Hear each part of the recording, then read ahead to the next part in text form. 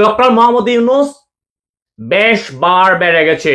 এটাও বলে রাখতে চাই, বাংলাদেশে একদিন মুক্তিযুদ্ধের চেতনার সরকার প্রতিষ্ঠিত হবেই, এবং সেই দিন পর্যন্ত যদি ডক্টর মোহাম্মদ ইউনূস বেঁচে থাকে এবং যারা বাংলাদেশের স্বাধীনতা বিরোধী বক্তব্য দিচ্ছে, স্বাধীনতার ইতিহাসকে অস্বীকার করতেছে, সেই দিন তাদেরকে এইভাবে টেনে ছিঁড়ে ফেলবে। স্বাধীনতা বিরোধীদের সাথে আমাদের কোন রকমের সম্পর্ক হইতে পারে না, মুক্তিযুদ্ধ বিরোধীদের সাথে আমাদের কোনো সম্পর্ক হইতে পারে না। যারা ভাষা আন্দোলনকে স্বীকার করে না, যারা 6 দফাকে স্বীকার করে না, যারা কোনো অভ্যুত্থানকে যারা স্বীকার করে না, তাদের সাথে আমাদের কোনো সম্পর্ক হইতে পারে না। যারা বাংলাদেশের অস্তিত্বকে যারা ধারণ করে না, বাংলাদেশের ইতিহাসকে যারা ধারণ করে না, কৃষ্ণক শহীদের রক্ত, মা বোনের সম্ভ্রম, যৌন হয়রানি, যৌন নিপীড়ন, 1 কোটি শরণার্থীর কষ্ট যারা ধারণ করে না, তাদের সাথে আমাদের কোনো সম্পর্ক হইতে পারে না। তাদেরকে যেদিন বাংলাদেশের মুক্তিযুদ্ধের সরকার প্রতিষ্ঠিত হবে, যেদিন 71-এর চেতনার সরকার আবার যখন প্রতিষ্ঠিত হবে, আবার যখন বীর দর্পে জয় বাংলা বলে যখন ফিরে আসবে, সেই দিন কিন্তু এই মোহাম্মদ ইউনূস, ডক্টর মোহাম্মদ ইউনূস, হাফেজ নজরুলদের কিন্তু স্থান বাংলাদেশে হবে না, হবে না, হবে না। এক মাঘে শীত যায় না। কথা বলবো বাংলাদেশের এক কুখ্যাত স্বাধীনতা বিরোধীকে নিয়ে, যে স্বাধীনতা বিরোধী রিসেট বাটনে চাপ দিয়ে মুছে দিতে চায় 30 লাখ শহীদের রক্তে অর্জিত বাংলাদেশকে। কথা বলবো সেই স্বাধীনতা বিরোধীকে নিয়ে, যে স্বাধীনতা বিরোধী রিসেট বাটনে চাপ দিয়ে মুছে দিতে চায় 3 লাখ মা বোনের সম্ভ্রমের বিনিময়ে অর্জিত বাংলাদেশের গৌরবময় ইতিহাসকে। কথা বলবো সেই স্বাধীনতা বিরোধীকে নিয়ে, যে স্বাধীনতা বিরোধী বঙ্গবন্ধুর নাম শুনলে তার মাথা নষ্ট হয়ে যায়। কথা বলবো সেই স্বাধীনতা বিরোধীকে নিয়ে, যে স্বাধীনতা বিরোধী বাংলাদেশের 1 কোটি শরণার্থীর কষ্ট, বীর মুক্তিযোদ্ধাদের আত্মত্যাগের ইতিহাস রিসেট বাটনে চাপ দিয়ে মুছে দিতে চায় বাংলাদেশের গৌরবময় মুক্তিযুদ্ধের ইতিহাসকে, মুছে দিতে চায় ভাষা আন্দোলনকে, মুছে দিতে চায় 6 দফার আন্দোলনকে, মুছে দিতে চায় 69-এর গণ অভ্যুত্থানকে, মুছে দিতে চায় 71 পূর্ববর্তী বাংলাদেশের জন্মের ইতিহাসকে। কে সেই স্বাধীনতা বিরোধী? কে সেই কুখ্যাত স্বাধীনতা বিরোধী? বাংলাদেশের মুক্তিযুদ্ধে, বাংলাদেশের জন্মের ইতিহাসে কি তার অবদান? এই কুখ্যাত স্বাধীনতা বিরোধীর নাম ডক্টর মোহাম্মদ ইউনূস, যে বর্তমান বাংলাদেশের দখলদার সরকারের প্রধান উপদেষ্টা হিসেবে বাংলাদেশকে পশ্চিমের কাছে বিক্রি করে দিচ্ছে। এই সেই স্বাধীনতা বিরোধী, যে স্বাধীনতা বিরোধী 1971 সালে বাংলাদেশের মুক্তিযুদ্ধের সময় যার বয়স ছিল 32 বছরের মতো, সেই স্বাধীনতা বিরোধী বাংলাদেশের মুক্তিযুদ্ধে ঝাঁপিয়ে না পড়ে সে বিদেশে আরামে, স্বাচ্ছন্দ্যে, শান্তিতে বিলাসবহুল জীবন যাপন করছিল। এই ডক্টর মোহাম্মদ ইউনূস, যে 1971 সালে, তার বর্তমান বয়স যদি 84 হয়, বাংলাদেশের মুক্তিযুদ্ধের বয়স প্রায় 53-54 বছর, তাহলে 71 সালে মুক্তিযুদ্ধের সময় তার বয়স 32-33 বছর। 32-33 বছরের একজন টগবগে যুবক, যে স্বাধীনতা যুদ্ধে অংশগ্রহণ না করে সে বিদেশে আরামে স্বাচ্ছন্দ্যে জীবনযাপন করেছিল। বাংলাদেশের জন্মের ইতিহাসে সাথে তার কোনো নাম নেই, তার কোনো অবদান নেই। যেখানে 13-14 বছরের তরুণেরা দেশমাতৃকার মুক্তির জন্য যুদ্ধে ঝাঁপিয়ে পড়েছিল, সেই স্বাধীনতা বিরোধী, সেই পাকিস্তান প্রেমী, যার পূর্বপুরুষ নিয়াজি, টিক্কা খান, আইয়ুব খানরা যার পূর্বপুরুষ, যার উত্তরসূরি, সেই ডক্টর মোহাম্মদ ইউনূস বাংলাদেশের মুক্তিযুদ্ধের ইতিহাস ভুলিয়ে দিতে চায়। বঙ্গবন্ধুর, আমাদের স্বাধীনতার অবিসংবাদিত নেতা বঙ্গবন্ধুর ইতিহাস মুছে দিতে চায় ধানমন্ডি 32, যেখান থেকে বাংলাদেশের মুক্তিযুদ্ধের সূতিকার যে ধানমন্ডি 32কে বাংলাদেশের মুক্তিযুদ্ধের সূতিকার আতুর ঘর বলা হয়ে থাকে, সেই ধানমন্ডি 32-এর ইতিহাসে মুছে দিতে চায় আমাদের জাতীয় স্মৃতিসৌধ, মুছে দিতে চায় আমাদের শহীদ মিনার, মুছে দিতে চায় সাত বীরশ্রেষ্ঠ, মুছে দিতে চায় জাতীয় 4 নেতার ইতিহাস, মুছে দিতে চায় 30 লক্ষ শহীদের রক্তে অর্জিত এই বাংলাদেশের মুক্তিযুদ্ধের প্রতি তার এত ঘৃণা কেন? কেন তার বঙ্গবন্ধুর প্রতি এত ঘৃণা? কেন আওয়ামী লীগের প্রতি তার এত রাগ? কেন এই স্বাধীন বাংলাদেশের প্রতি তার এত রাগ? কারণ সে এই লোকটা যার পা চাটে, এই লোকটা যার গোলামি করে, এই লোকটা যার তাবেদারি করে, এই লোকটা যার দূষর, সেই দূষরেরা যার তাবেদারি করে, তারা কখনো বাংলাদেশে স্বাধীনতা চায়নি।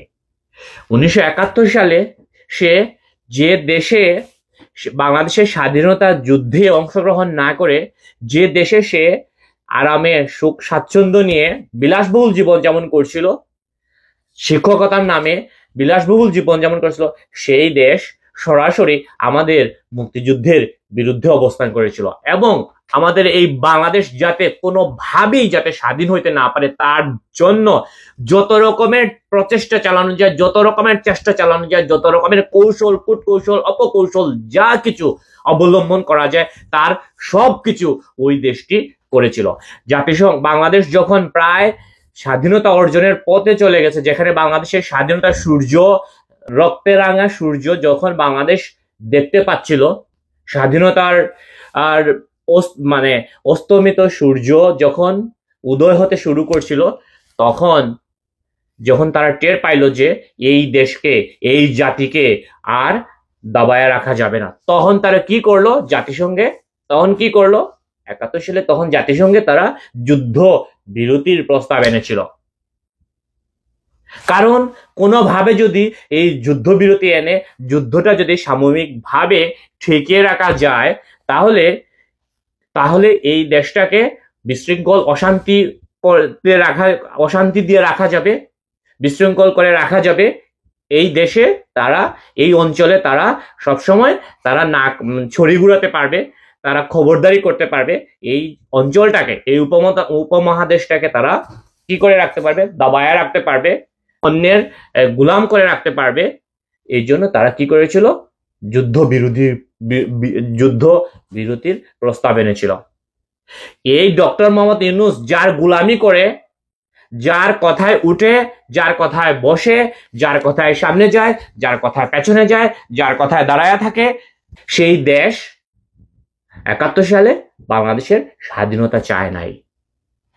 যদি না সেদিন রাশিয়া, যদি না সেদিন ভারত এগিয়ে না আসতো, তাহলে হয়তো ওই ইউনূস যে দেশের গোলামি করে, সেই দেশ হয়তো সেদিন সফল হয়ে যেত। যদি না সেদিন যুদ্ধবিরতির প্রস্তাবে রাশিয়া ভেটো না দিত, তাহলে বাংলাদেশ হয়তো একটা ফিলিস্তিন হয়ে থাকতো, হয়তো ইরাক, সিরিয়া এরকম একটা অবস্থায় থাকতো, এবং সেখানে এই জঙ্গি আছে, এই আছে, সেই আছে বলে সেখানে হামলা চালাতে পারতো। এই অঞ্চলটাকে, এই উপমহাদেশটাকে সবসময় কি করে রাখতো? একটা বিশৃঙ্খল অশান্তিতে পরিপূর্ণ করে রাখতো। যারা বাংলাদেশ যখন স্বাধীন হয়ে যাবে এরকম অবস্থা, তখন তারা কিন্তু 7ম নৌবহর পাঠিয়েছিল, যাতে বাংলাদেশ স্বাধীন হইতে না পারে। যদি সেদিন রাশিয়া এগিয়ে না আসতো, তাহলে হয়তো এই উপমহাদেশটা এখন পর্যন্ত একটা বিশৃঙ্খল অবস্থায় থাকতো, এবং বাংলাদেশ আজ পর্যন্ত কখনো স্বাধীন হইতে পারতো কি না সেটা নিশ্চিত করে বলা যায় না। এবং ডক্টর মোহাম্মদ ইউনূস সেই দেশটির গোলামি করে, সেই দেশটির তাবেদারি করে, সেই দেশের কথায় উঠে, সেই দেশের কথায় বসে, সেই দেশের কথায় সামনে যায়, সেই দেশের কথায় পেছনে আসে, সেই দেশের কথায় ডানে যায়, সেই দেশের কথায় বামে যায়, সেই দেশের কথায় এইভাবে দাঁড়িয়ে থাকে, মূর্তির মতো দাঁড়িয়ে থাকে, ভাস্কর্যের মতো দাঁড়িয়ে থাকে, যার কোনো ব্যক্তিত্ব নাই, যার কোনো আত্মসম্মানবোধ নাই, যার মানবিক গুণাবলী বলতে কোনো কিছু নাই, যে মানুষ অন্যের কথায় উঠে, যে মানুষ অন্যের কথায় বসে, যে মানুষ অন্যের কথায় খায়, শোয়, সবকিছু করে, তার তো কোনো ব্যক্তিত্ব বোধ বলতে থাকার কিছু থাকার কথা না, তার তো কোনো আত্মসম্মান বোধ থাকার কথা না, তাই না? সেই লোকটা বাংলাদেশের স্বাধীনতার ইতিহাস, বাংলাদেশের গৌরবময় ইতিহাস মুছে দিতে চায় রিসেট বাটন চাপ দিয়ে। Doctor Mohammad Yunus voice of আমেরিকাতে দেয়া তার স্বাধীনতা বিরোধী বক্তব্যের জন্য, বাংলাদেশের অস্তিত্ব বিরোধী বক্তব্যের প্রতিবাদ জানাতে, নিন্দা জানাতে, ধিক্কার জানাতে আমি কয়েকদিন সময় নিলাম। কেন নিলাম? আমি অপেক্ষা করেছিলাম যে বাংলাদেশে একটা বড় রাজনৈতিক দল বিএনপি, যাদের আমি মনে করি তাদের মুক্তিযুদ্ধে তাদেরও অবদান আছে। জিয়াউর রহমান নিজেও একজন মুক্তিযোদ্ধা ছিলেন, এবং তাদের আর অনেকজন মুক্তিযোদ্ধা আছেন, মেজর হাফিজউদ্দিনের মতো আর অনেকেই মুক্তিযুদ্ধ করেছেন। যেহেতু বিএনপির একটা অনেকেই মুক্তিযুদ্ধের সাথে সরাসরি জড়িত ছিলেন, সুতরাং আশা করেছিলাম যে ডক্টর মোহাম্মদ ইউনূস যে বাংলাদেশের অস্তিত্ব বিরোধী, স্বাধীনতা বিরোধী, ভাষা আন্দোলন বিরোধী, 6 দফা বিরোধী, গণ অভ্যুত্থান বিরোধী, অর্থাৎ বাংলাদেশের জন্মের ইতিহাস বিরোধী যে বক্তব্য দিয়েছেন সেটার প্রতিবাদ জানায় কিনা, প্রতিক্রিয়া দেখায় কিনা। কিন্তু অত্যন্ত লজ্জাজনক হলেও সত্য যে তারা কোনো প্রতিক্রিয়া দেখায় নাই। তারা প্রতিক্রিয়া না দেখানোর কারণে এটাই প্রমাণ হয়েছে যে ডক্টর মোহাম্মদ ইউনূস যা বলেছে তা সত্য। বিএনপি প্রতিক্রিয়া দেখায় নাই, এতে এটাই প্রমাণ হয় যে তাদের নেতা জিয়াউর রহমানের মুক্তিযুদ্ধে কোনো ভূমিকা ছিল না, তাদের মুক্তিযুদ্ধে তাদের বিতর্কিত ভূমিকা ছিল, অথবা এটাই প্রমাণিত হয় যে মুক্তিযুদ্ধে তাদের কোনো অবদান ছিল না। আমরা এখন পর্যন্ত প্রতিক্রিয়া কাকে দেখাইতে দেখেছি?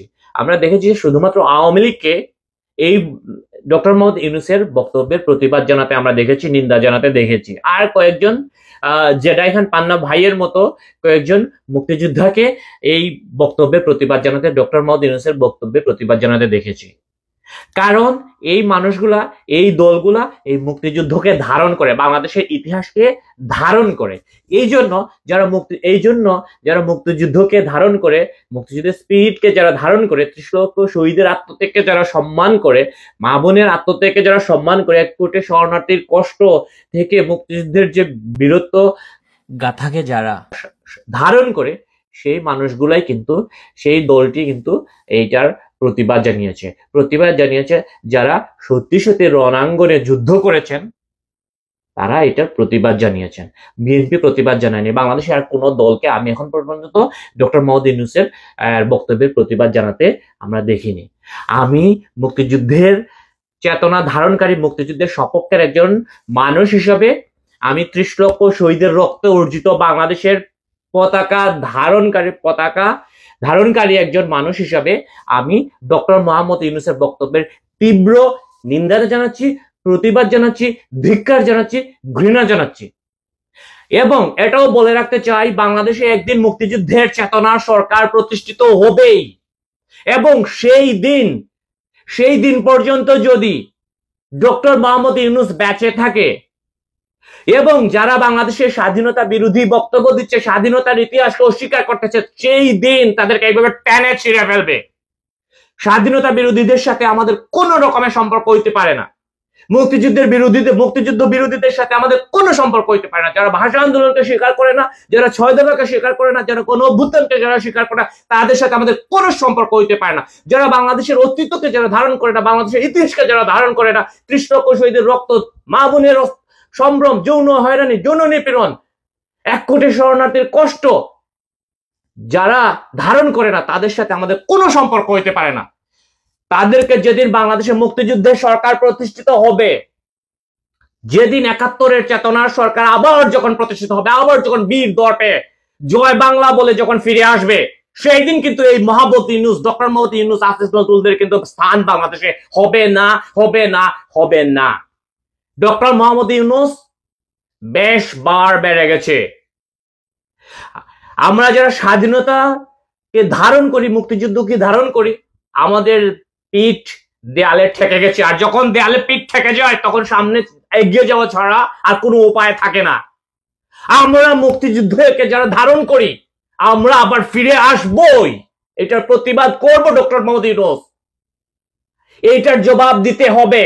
রিসেট বাটন কিভাবে চাপ দেওয়া হয়, সে আমরা যারা স্বাধীনতাকে ধারণ করি, মুক্তিযুদ্ধের স্পিরিটকে, লাল সবুজের পতাকে, বাংলাদেশের মানচিত্রকে আমরা যারা ধারণ করি, বঙ্গবন্ধুকে যারা আমরা ধারণ করি, বঙ্গবন্ধুর নেতৃত্বকে, জাতীয় চার নেতাকে, বীরশ্রেষ্ঠদেরকে আমরা যারা ধারণ করি, আমরা এটার জবাব কড়া এক গন্ডায় আমরা সেটা দিবই। ডক্টর মোহাম্মদ ইউনূস সহ আরো যারা বাংলাদেশ স্বাধীনতা বিরোধী আছে, যারা বীর দর্পে যারা ঘুরে বেড়াচ্ছে, যারা মুক্তিযুদ্ধের ইতিহাসকে নিয়ে যারা প্রশ্ন তুলতেছে, যারা মুক্তিযুদ্ধের নেতৃত্ব তাদেরকারী দল আওয়ামী লীগকে যারা নিষিদ্ধ করার পায়তারা করতেছে, তাদের হিসাব আমরা একদিন আমরা বলতে আমরা যারা মুক্তিযুদ্ধকে ধারণ করি, আমাদের কাছে সেই হিসাব আমাদেরকে দিতে হবে। সেই দিন কিন্তু এইভাবে পালানোর তোমরা পথ পাবা না, তোমরা পালানোর পথ পাবা না। তোমরা যদি এটা মনে করে থাকো যে এখন তোমাদের সময়, তোমরা স্বাধীনতা বিরোধীদের সময়, তোমরা ভুল ভাবতেছো। এক মাঘে শীত যায় না। তোমরা 71 সালেও পারো নাই। 1970 সালে নির্বাচনে 80-90% মানুষ বাংলাদেশের পক্ষে ভোট দিয়েছিল। 10-20% মানুষ কিন্তু তখনও পাকিস্তানের পক্ষে ভোট দিয়েছিল। সেইটা বেড়ে এখন হয়তো আরো একটু বেশি হয়েছে। 71 সালেও তোমরা পারো নাই, 52 সালেও তোমরা পারো নাই, তোমরা এখনো পারবা না। এই স্বাধীনতা বিরোধীদেরকে এই বাংলাদেশ থেকে যতক্ষণ পর্যন্ত আমরা বিতাড়িত না করেছি, নিশ্চিহ্ন না করেছি, নির্মূল যতদিন পর্যন্ত আমরা না করছি, এই স্বাধীনতা বিরোধীদের, রাজাকারদের, দূষরদের, দেশদ্রোহীদের, শাবকদের, এই জঙ্গি সন্ত্রাসীদের, এই সাম্প্রদায়িক গোষ্ঠীকে, এই সাম্প্রদায়িক শক্তিদেরকে আমরা যতদিন পর্যন্ত এই বাংলাদেশ থেকে আমরা নির্মূল না করতে পারবো, ততদিন পর্যন্ত আমরা ঘরে ফিরে যাব না। ডক্টর মোহাম্মদ ইউনূস যদি মনে করে থাকে যে এই দেশ তার বাপের দেশ, এই দেশটা পাকিস্তান বাপের দেশ, তাহলে সে ভয়ঙ্কর ভুল করবে। জন্মের ইতিহাস যখন কেউ